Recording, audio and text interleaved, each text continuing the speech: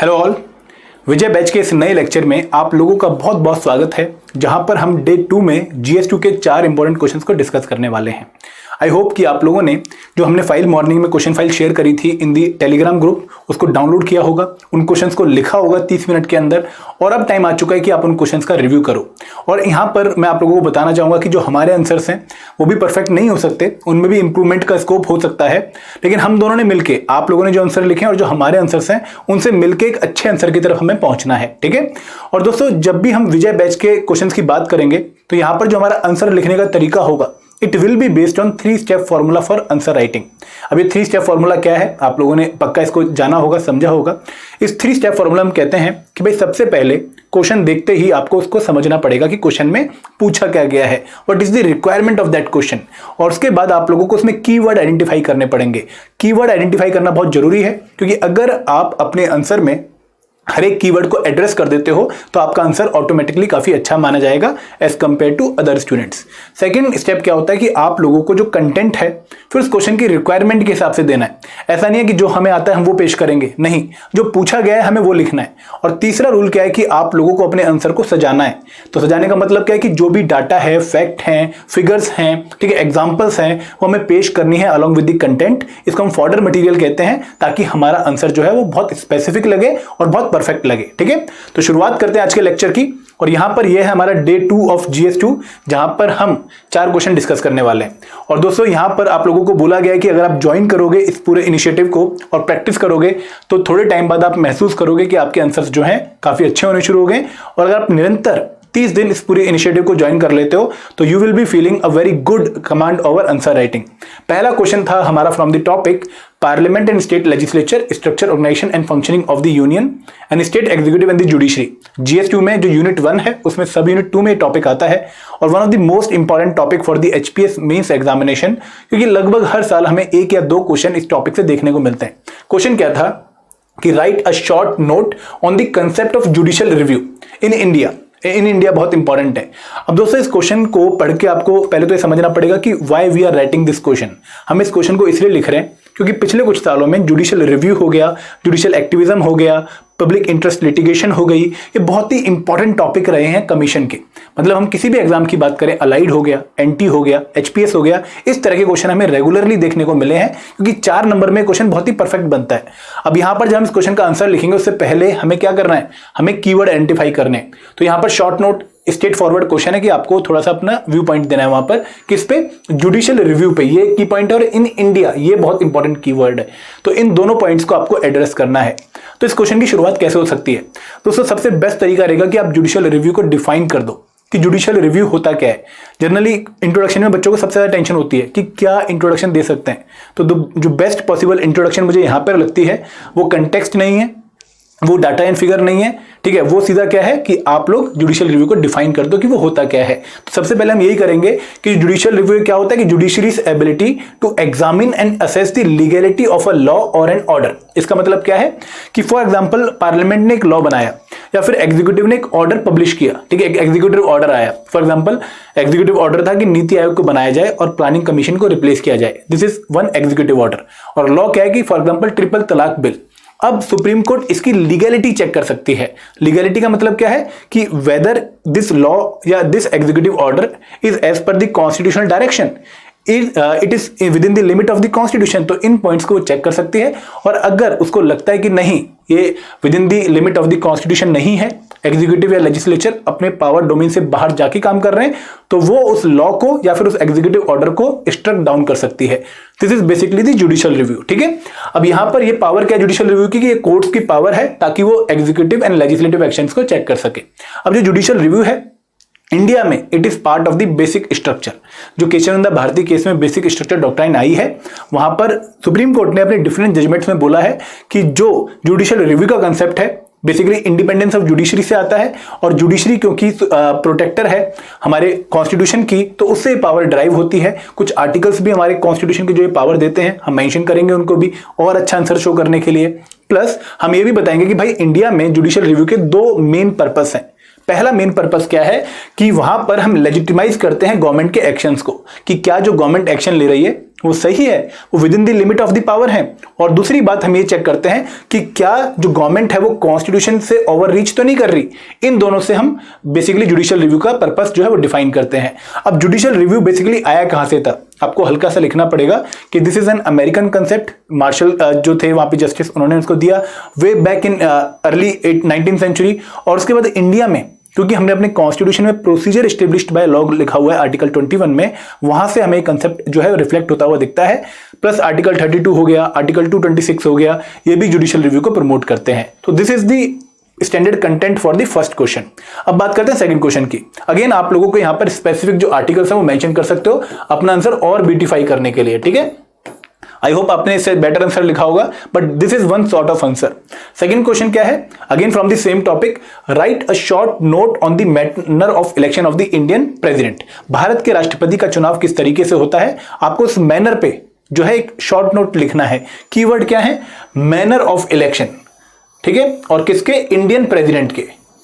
तो यहां पर अगेन आर्टिकल जो है वो बहुत क्लियरली मेंशन करना है, क्योंकि आर्टिकल अगर आप लिख दोगे तो आपका आंसर औरों से अलग हो जाएगा, आपको एग्जामिनर आधा नंबर पक्का एक्स्ट्रा देगा, क्योंकि आपका आंसर अब स्पेसिफिक हो गया, आप जनरल आंसर नहीं लिख रहे।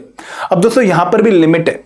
अगर मान लो आप चाहो कि आप पहले बताओ कि देखो इंडियन प्रेसिडेंट के इलेक्शन में कौन कौन पार्टिसिपेट करता है, ठीक है, कौन कौन किसे रूल है, सुप्रीम कोर्ट फाइनल अथॉरिटी है, कोई डिस्प्यूट आता है तो बहुत सारी चीजें हैं लिखने के लिए। लेकिन क्योंकि क्वेश्चन 60 वर्ड का है और आपको 4 मार्क्स में ही लिखना है, तो आपको वो अपना कंटेंट लिमिट करना पड़ेगा।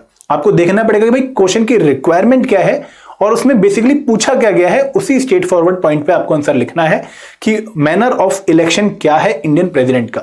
अब दोस्तों यहां पर अगर हम शुरुआत करें तो सबसे पहले हम लिखेंगे कि आर्टिकल 55 जो है इंडियन कॉन्स्टिट्यूशन का, वो प्रोवाइड करता है for the manner of election of Indian president. तो यहां पर एक प्रॉपर फॉर्मूला दिया गया है कि किस तरीके से वोट्स की वैल्यू काउंट होगी एमपीज की एंड एमएलएस की, इलेक्टेड एमपीज की एंड इलेक्टेड एमएलएस की। तो सबसे पहले हम स्टेट के लिए डिफाइन करेंगे कि देखो कॉन्स्टिट्यूशन ने यह बोला है कि जितने भी लेजिस्लेटिव असेंबली के मेंबर हैं उनके बीच में यूनिफॉर्मिटी रहनी चाहिए, ताकि डिफरेंट स्टेट्स जो हैं वो इक्वल शेयर पे आ जाएं, इक्वल फुटिंग पे आ जाएं, कोई स्टेट ऊपर वैल्यू ना रखे, कोई स्टेट नीचे वैल्यू ना रखे। तो यहां पर फॉर्मूला क्या बताया गया कि every elected member of the legislative assembly of a state shall have as many votes as there are multiple of 1000 in the quotient obtained by dividing the population of the state by the total number of elected member of the assembly। इसका मतलब क्या है, formula देखिए कि अगर हम एक state के एमएलए की वैल्यू कैलकुलेट कर रहे हैं तो जो उस स्टेट की पॉपुलेशन है, और यहां पर 1971 की पॉपुलेशन अभी हम ले रहे हैं, उसको डिवाइड करना है total number of elected MLA से उस स्टेट के, और into 1/1000। For example Himachal Pradesh की 1971 की जो पॉपुलेशन है वो टॉप पे आएगी, ठीक है, न्यूमरेटर में आएगी। डिनोमिनेटर में क्या आएगा कि जो हिमाचल प्रदेश के नंबर ऑफ इलेक्टेड एमएलए हैं, फॉर एग्जांपल 68, और इनटू 1/1000, तो जो नंबर निकल कर आएगा वो हिमाचल प्रदेश के एक एमएलए की वोट की वैल्यू होगी। सिमिलरली हम बाकी स्टेट्स के जो एमएलए हैं उनकी भी वोट की वैल्यू काउंट करेंगे। उसके बाद हम बताएंगे कि एमपी की वैल्यूज क्या है, और फिर मैनर ऑफ इलेक्शन में क्या है कि यहां पर हम डायरेक्ट इलेक्शन नहीं देख रहे हैं, system of proportional representation by means of single transferable vote होता है, ठीक है। ये हमारा कंटेंट बनना चाहिए। अगेन अरेंजमेंट ऊपर नीचे हो सकती है कि हम लिख सकते हैं कि देखो जो इलेक्शन ऑफ इंडियन प्रेसिडेंट है, it is not by direct election, it is by indirect election through a specially constituted electoral college, और इसमें ये मेंबर होते हैं। उसके बाद हम ये जो फॉर्मूले से मेंशन कर सकते हैं स्ट्रेट फॉरवर्ड, बट यहां पर फॉर्मूले एक्सप्लेन करना इसलिए जरूरी है क्योंकि सेल्फ डिफाइनिंग फॉर्मूले नहीं है, ठीक है। और कुछ बच्चे बोलेंगे सर मुझे फॉर्मूले नहीं आते हैं, मैं कैसे लिखूं इस टाइम पर, तो आप अवॉइड कर सकते हैं, फिर अपना आंसर जर्नल बना लीजिए थोड़ा सा, ठीक है। क्योंकि आर्टिकल 55 डील करता है मैनर ऑफ इलेक्शन से, और आर्टिकल 55 में जो कंटेंट है वही हमें मेंशन करना पड़ेगा, इसलिए मैंने सॉर्ट ऑफ आंसर को चूज किया है, ठीक है। तीसरे क्वेश्चन पे आते हैं। तीसरा क्वेश्चन है from the topic amending process and important constitutional amendment and theory of basic structure. This question is again very important for the examination. Question क्या है कि critically examine about the basic structure theory of Indian constitution. तो यहां पर पहला काम क्या है, क्वेश्चन को समझना। क्रिटिकली एग्जामिन का मतलब क्या है कि आपको पॉजिटिव और नेगेटिव लेवल पे दोनों प्रोज एंड कॉन्स साइड पे जो एग्जामिनेशन है, एग्जामिनेशन मतलब डेप्थ में प्रोब करना है किसको, थ्योरी ऑफ बेसिक स्ट्रक्चर को। मतलब बेसिकली अगर हम सिंपल भाषा में समझें तो आपको जो बेसिक स्ट्रक्चर डॉक्ट्राइन है उसके प्रोज एंड कॉन्स बताने हैं काफी अच्छे लेवल पे विद एग्जांपल या फिर विद सॉलिड पॉइंट, ठीक है। तो यहां पर सबसे पहले हम क्या करेंगे, हम बताएंगे कि भाई थ्योरी ऑफ बेसिक स्ट्रक्चर है क्या, ये हमारा इंट्रोडक्शन बन जाएगा। क्योंकि सबसे पहले हमें बताना भी तो पड़ेगा कि भाई बेसिक स्ट्रक्चर डॉक्ट्राइन है क्या ये कॉन्स्टिट्यूशन में मेंशन है? नहीं भाई, this is judicial evolution, judicial की जो एक इनोवेशन है, जहां पर उन्होंने बोला कि जो पावर ऑफ अमेंडमेंट है इंडियन पार्लियामेंट की, वो मिसयूज ना की जाए बाय द पार्लियामेंट। ठीक है, द आइडिया इज दैट कि certain portion of the constitution is sacred, is the pillar, the foundation of our entire political system. तो अगर पार्लियामेंट चाहती है कि भाई मैं उस फाउंडेशन को हिला दूं, तो ऐसा हम नहीं करने देंगे। इसलिए जुडिशरी ने एक नई थ्योरी प्रोपाउंड करी, जिसका नाम था बेसिक स्ट्रक्चर डॉक्ट्राइन। ठीक है, तो ये आपने इंट्रोडक्शन में मेंशन कर दिया। अब ये बताना है कि कब ये थ्योरी आई, आपने बताना है। ठीक है, और it held that the power of parliament to amend the constitution is far and wide, कुछ भी अमेंड कर सकता है पार्लियामेंट एक्सेप्ट वो एलिमेंट जो कि बेसिक स्ट्रक्चर का पार्ट है। अब आपने इसके प्रोज एंड कॉन्स दोनों बताने। प्रोज एंड कॉन्स का मतलब क्या है कि सबसे पहले आप बताएंगे कि भाई फायदा क्या है इस डॉक्ट्राइन का। तो इसने बोला कि मिसयूज नहीं होगा पावर का, इसने जो बेसिक फीचर और स्पिरिट है उनको प्रोटेक्ट कर लिया, प्रिजर्व कर लिया, अब पार्लियामेंट उनको अमेंड नहीं कर सकता है। इसके साथ साथ जो लेजिस्लेटिव पावर है अमेंडमेंट की, उसके थ्रू अगर हमने उनको रेस्ट्रिक्ट कर लिया कि भाई पार्लियामेंट अब सब कुछ अमेंड नहीं कर सकता है, तो इसका सबसे बड़ा फायदा क्या हुआ कि सिटीजन्स के राइट इंटैक्ट हो गए। अब सुप्रीम कोर्ट ये टेंशन नहीं लगी कि भाई पार्लियामेंट जो है वो राइट्स को जो है वो चेंज कर देगी, ऑल्टर कर देगी, उनको डिमिनिश कर देगी, ऐसी टेंशन नहीं है। अगर ऐसा होगा तो बेसिक स्ट्रक्चर में वो पार्ट है, तो जुडिशरी उसको अनकॉन्स्टिट्यूशनल डिक्लेयर कर देगी। Then being dynamic and progressive, इसका मतलब क्या है कि देखो अभी सुप्रीम कोर्ट ने कहीं भी ये जस्टिफाई नहीं किया कि बेसिक स्ट्रक्चर में ये एलिमेंट ही आएंगे। तो धीरे धीरे इवॉल्व हो रही है डॉक्ट्राइन, और जैसे जैसे हमें लग रहा है ना कि यार ये पॉइंट बहुत इंपॉर्टेंट है हमारे कॉन्स्टिट्यूशनल सिस्टम में, हम उसको ऐड कर रहे हैं into the basic structure doctrine. तो इवॉल्विंग है, लेकिन कुछ नेगेटिव भी है। अब क्रिटिसाइज पॉइंट क्या है? पहली बात तो कॉन्स्टिट्यूशन में कहीं भी जिक्र नहीं है, ठीक है, कहीं भी इसका मेंशन नहीं है, और सुप्रीम कोर्ट ने अपनी एक इनोवेशन के थ्रू इस डॉक्ट्राइन को बनाया है। तो सबसे पहले बेसिकली पॉइंट क्या है कि बेसिक स्ट्रक्चर है क्या, ये सिर्फ सुप्रीम कोर्ट की डिस्क्रिशनरी पावर हो गई है। इसके साथ साथ जुडिशरी अब हमारे स्टेट का, इंडियन स्टेट का मोस्ट पावरफुल ऑर्गन बन गया है। और एक और क्रिटिसिज्म क्या है कि कहीं ना कहीं जुडिशरी की जो पावर है वो ओवर रीच हो रही है, और वो लेजिस्लेटिव और एग्जीक्यूटिव डोमेन पे हमें वार करती हुई दिखती हैं। तो इस तरह का आप जो पॉइंट है नेगेटिव वाला वो मेंशन करेंगे, लेकिन आप लास्ट में एक पक्का समरी देंगे, क्योंकि क्रिटिकल एग्जामिन में जब आपने प्रोज एंड कॉन्स बता दिए तो उसके बाद आपको एंड में एक समरी बतानी पड़ेगी कि निष्कर्ष क्या निकलता है। तो निष्कर्ष ये निकलता है कि भाई अच्छी है, ठीक है, और अगर और क्लैरिटी मिल जाए तो शायद ज्यादा बेटर रहेगी। ठीक है, अब आते हैं फोर्थ क्वेश्चन पे। फोर्थ क्वेश्चन 20 मार्कर है, again from the same topic. In the light of the criticism surrounding the composition and functioning of the Rajya Sabha, you think it exist merely as a secondary house of the parliament. अब इस question में आपको पहले तो question को तोड़ना पड़ेगा। इस क्वेश्चन के मल्टीपल पार्ट है। पहला पॉइंट क्या है कि क्रिटिसिज्म की बात कर रहा है, क्रिटिसिज्म ऑफ राज्यसभा। तो आपको बताने पड़ेंगे ना भाई कौन कौन से ग्राउंड हैं, कौन कौन से इश्यूज हैं जो हम राज्यसभा की वर्किंग से रिलेटेड देखते हैं, मेंशन करने पड़ेंगे, क्योंकि पहले पूछे ही आपसे वो है। फिर दो इशू है, फंक्शनिंग में भी और कंपोजिशन में भी। और इसका सेकेंडरी माइक्रो क्वेश्चन क्या है कि क्या आपको लगता है कि ये एक जस्ट सेकेंड हाउस है, कोई रियल वैल्यू नहीं है इस हाउस की। तो यहां पर आपने दो माइक्रो क्वेश्चन एड्रेस करने हैं। अगर दोनों माइक्रो क्वेश्चन आप लोगों ने एड्रेस कर दिए तो आपका ऑटोमेटिकली आंसर कंप्लीट हो जाएगा। अब शुरुआत करते हैं। सबसे पहले आप बताओगे कि भाई रोल ऑफ राज्यसभा क्या सोचा गया था। जब हमारे संविधान जो बनाने वाले थे उन्होंने हमारा कॉन्स्टिट्यूशन बनाया, तो उन्होंने बोला कि अगर यार देखो सिंगल यूनिकैमरल सिस्टम होगा तो वहां पर एक पॉपुलर हाउस डिसीजन लेके डिसीजंस को इंप्लीमेंट कर देगा। लेकिन पॉपुलर हाउस में क्योंकि गवर्नमेंट आती है और गवर्नमेंट लोगों के हिसाब से चलती है, और गवर्नमेंट बहुत ज्यादा पॉपुलिस्ट मेजर ना लेने शुरू कर दे, लोगों के हित में इकोनॉमी को ना कंप्रोमाइज करना शुरू कर दे, तो हमें एक सेकेंडरी हाउस रखना पड़ेगा। और इस सेकेंडरी हाउस का फायदा क्या रहेगा कि कहीं ना कहीं चेक करेगा कि जो पॉपुलर हाउस है, लोकसभा है, वो एक लिमिट से ज्यादा पॉपुलिस्ट मेजर ना ले। मत समझ रहे, जैसे मान लो गवर्नमेंट आती है, गवर्नमेंट को लगता है कि भाई अगर हमें अगले साल दोबारा पावर में आना है, अगली टर्म में दोबारा पावर में आना है, तो हम अनाउंस करते हैं कि हर आदमी को 5-5 लाख रुपए मिलेंगे। अब ये सबको अच्छा लगेगा, सबको पसंद भी आएगा, और कोई भी अपोजिशन पार्टी भी इसके अगेंस्ट नहीं जाएगी, क्योंकि उसको फिर आगे भी टेंशन है।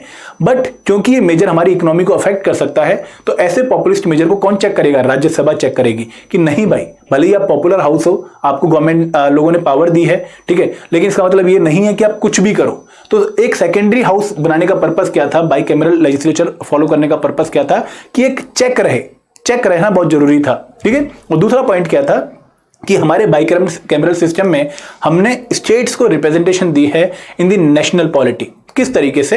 क्योंकि जो हमारी राज्यसभा है, इसको कॉन्स्टिट्यूशन हमारा कैसा होता है कि यहां पर स्टेट लेजिस्लेटिव असेंबली के मेंबर कुछ रिप्रेजेंटेटिव भेजते हैं इनटू दी राज्यसभा, ठीक है, हर 6 साल के लिए। जैसे हिमाचल प्रदेश से 3 जाते हैं। अब क्योंकि स्टेट की रिप्रेजेंटेशन है राज्यसभा में, तो कहीं ना कहीं जो नेशनल पॉलिटी है वहां पर स्टेट के इंटरेस्ट को भी हम काउंट करते हैं। तो ये पर्पस था बेसिकली राज्यसभा बनाने का। आप इनको ऊपर मेंशन कर सकते हो। लेकिन इश्यूज हैं। इश्यूज क्या है कि डिस्ट्रीब्यूशन जो सीट्स की है वो अनइक्वल है।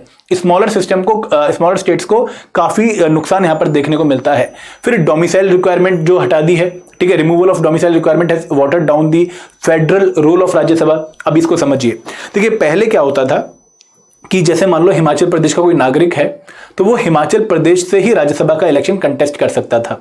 लेकिन अब जो कुलदीप नायर केस था और 2004 में आपने मनमोहन सिंह केस भी सुना होगा, वहां पर क्या जजमेंट आई कि अगर आप भारत के किसी भी राज्य में क्यों ना रहते हो, अगर आपका इलेक्टोरल रोल में नाम है तो आप पूरे भारत में कहीं भी राज्यसभा का इलेक्शन कंटेस्ट कर सकते हो। फॉर एग्जांपल हिमाचल प्रदेश का नागरिक है और वो चाहे तो सिक्किम से जाकर भी हिमाचल प्रदेश राज्यसभा के लिए सीट कंटेस्ट कर सकता है। तो फेडरल नेचर का फिर मतलब क्या रह गया? अगर आप भारत में कहीं भी अप्लाई कर पा रहे हो, स्टेट मैटर ही नहीं कर रहे, तो फिर एक गलत सिस्टम हो गया। तीसरा पॉइंट क्या है कि Rajya Sabha is criticise for furthering their party interest. कहीं ना कहीं कांग्रेस, बीजेपी या फिर कोई और पार्टी अपने इंटरेस्ट प्रमोट करने के लिए राज्यसभा को यूटिलाइज करती है। और एक और बात कि यहां पर कहीं ना कहीं हमें जानबूझ के किसी पर्टिकुलर इंपॉर्टेंट बिल पर एक ठहराव देखने को मिलता है जो कि ऑपोजिशन पार्टी जानबूझ के कई बार कर रही होती है। फिर एक बैकडोर एंट्री है उन कैंडिडेट्स के लिए जो कि इलेक्शन नहीं जीत पाए हैं लोकसभा का, तो उनको अगेन अगर एमपी बनाना है तो राज्यसभा का इलेक्शन जितवा दो। और इसके साथ साथ कहीं ना कहीं लोकसभा जो की रिप्रेजेंटेशन मिरर तो करती है, रीजनल पार्टीज भी हैं, बट यहां पर हमें अभी भी फेडरल कंट्री वाला पॉइंट देखने को नहीं मिलता है। अब फंक्शनिंग में इशू क्या है? देखो हम दोनों तरीके से कर रहे हैं। इश्यूज रिलेटेड टू कंपोजिशन, फिर हम बात करेंगे issues related to functioning. Functioning में क्या है कि फ्रीक्वेंट डिसरप्शन है, अटेंडेंस बहुत कम रहती है, losing it connection with the ground. कहीं ना कहीं जो मेजर आइडियाज आने चाहिए थे, जो 12 नॉमिनेटेड मेंबर थे उनकी कंट्रीब्यूशन होनी चाहिए थी, बहुत कम है। Money bill and no confidence के रिगार्डिंग तो पावर ही नहीं है इनके पास, तो ये आप फंक्शनिंग में आओगे। देन आप बताओगे कि भाई क्यों ये सेकेंडरी हाउस नहीं है। It still can not be considered merely as a secondary house. अब यहां पर आप लोगों को एक व्यू पॉइंट लेना पड़ेगा कि क्या आप समझते हो? हाँ मैं समझता हूं कि सेकेंडरी हाउस है 1 2 3 4 पॉइंट, क्योंकि मुझे ये पॉइंट्स लगते हैं। नहीं, मैं नहीं समझता कि सेकेंडरी हाउस है 1 2 3 4। अब यहां पर मैं रिकमेंड करूंगा कि आप इसको सेकेंडरी हाउस ना माने तो ज्यादा बेहतर रहेगा, ठीक है। आप मुझसे डिसएग्री कर सकते हैं क्योंकि हमें थोड़ा डिप्लोमेटिक आंसर लिखना है और राज्यसभा अगेन बहुत रेलिवेंट है। और वही पॉइंट आप यहां पर सारे बताओगे कि अभी भी पॉपुलिस्ट पॉलिसीज के अगेंस्ट बहुत इंपॉर्टेंट रोल प्ले करती है। रिवाइजिंग चैम्बर है, अगर कोई गलती हो चुकी है उसको ठीक करना है तो राज्यसभा में करवा लो। Then securing executive accountability, committees हैं बहुत सारी, कंटिन्यूटी प्रोवाइड करती है। मान लो लोकसभा 5 साल के बाद डिसरप्ट हो जाती है, ठीक है, डिसॉल्व हो गई लोकसभा। अब जब तक लोकसभा नई कॉन्स्टिट्यूट होगी उस टाइम पर भी तो एक हाउस होना चाहिए, तो वो राज्यसभा कंटिन्यूटी प्रोवाइड करता है। तो इस तरीके से आपको अपना आंसर अप्रोच करना है, ठीक है। तो ये थे हमारे 4 आंसर। और दोस्तों अगर आप एक टेस्ट सीरीज ज्वाइन करके प्रिपेयर करना चाहते हो, हमने 2 कोर्स लॉन्च करे हैं फॉर दिस मेंस प्रिपरेशन। पहला है क्रैश कोर्स पैक, जहां पर कंप्लीट इंफॉर्मेशन आप लोगों को मिलेगी for the mains examination, from G S course to H P G K course to prelims test series. और सिर्फ 10,000 का एक कोर्स है, 15% डिस्काउंट मिल सकता है अगर आप अर्ली 15 कूपन कोड यूज करते हैं। इसके साथ हमने एक मेंस टेस्ट सीरीज भी लॉन्च कर रखी है, काफी बच्चे एनरोल हो चुके हैं और सिर्फ 4 दिन में आप लोगों को अपनी इवैल्यूएटेड कॉपी मिलती है और लिंक अगेन डिस्क्रिप्शन बॉक्स में है। Thank you very much. जय हिंद, जय भारत, जय हिमाचल।